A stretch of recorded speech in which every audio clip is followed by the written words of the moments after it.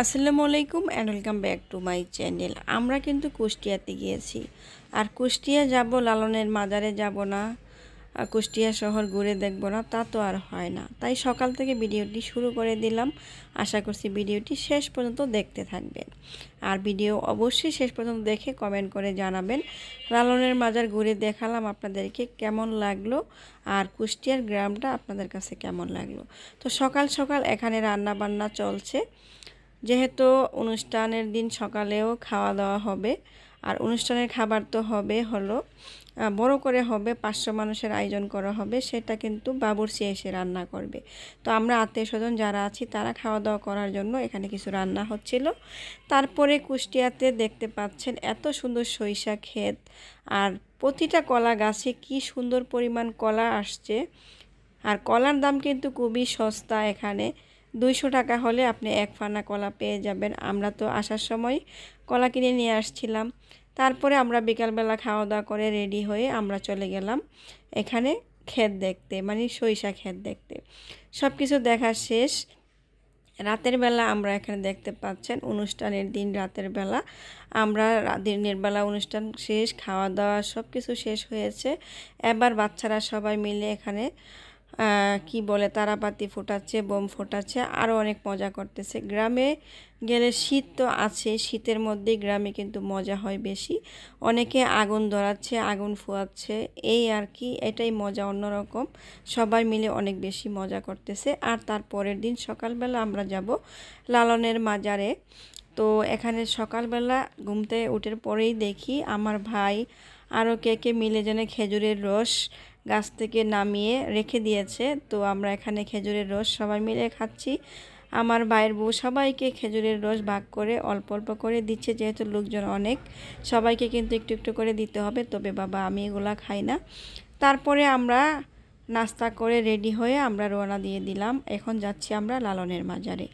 তো কুষ্টিয়া শহরের দিকে দেখতে পাচ্ছেন যাওয়া, গ্রাম থেকে মানে শহরের দিকে হলো লালনের মাজার।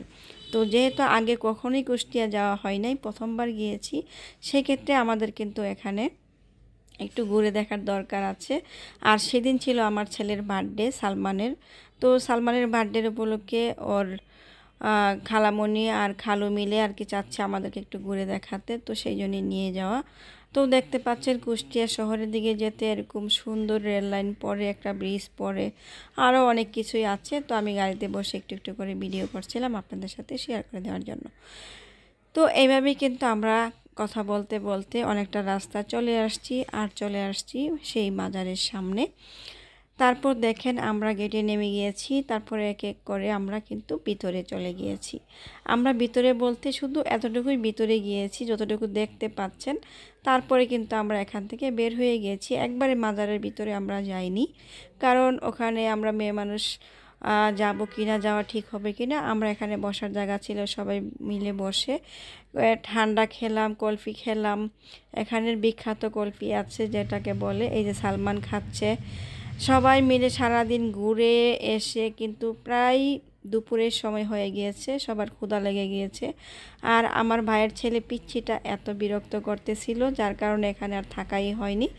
এখানে যার যার মতো ঘুরতেছে, ছবি উঠাচ্ছে, সবাই খুবই ক্লান্ত বসে আছে। এবার আমরা দুপুরের খাওয়া দাওয়া করব, দেখি কোথায় খাওয়া যায়। তারপরে এখানে লালনের মাজারে আসছি, আর এখানে এই যে হাতের তৈরি জিনিসপত্রগুলো কিনবো না তা তো আর হয় না।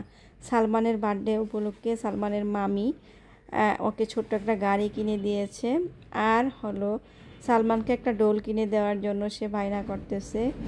যার যার মতো যার যার ইচ্ছে যেটা সেটা কিনতেছে। তবে কেনার মতো এখানে শুধু হাতে তৈরি করা যে জিনিসপত্রগুলো, গান বাজনার জিনিসপত্র, মাথার টুপি, এসব ঘর সাজানোর জিনিস, বাঁশি ভেলা এসবই আছে।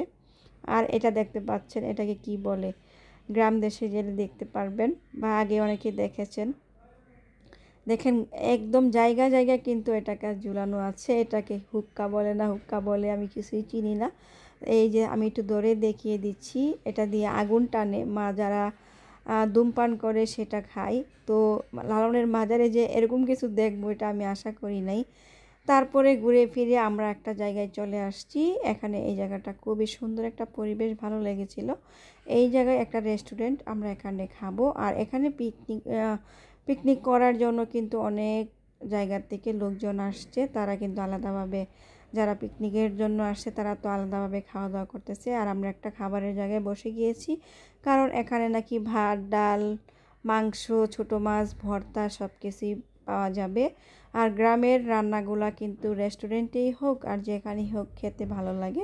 তাই আমরা খাওয়া দাওয়াটা এখানে সেরে নিলাম। তারপরে আবারও বাচ্চারা যেহেতু নিয়ে গিয়েছি, মাটির জিনিস আছে এখানে, তো মাটির হাঁড়ি পাতিল এসব কিনলাম। আর দেখতে পাচ্ছেন ওই পাশে লালন স্যার একটা ছবি ঝুলানো আছে, দেখে নিশ্চয়ই দেখতে পাচ্ছেন ক্যামেরাতে, অনেক দূর থেকে ভিডিওটা করেছি।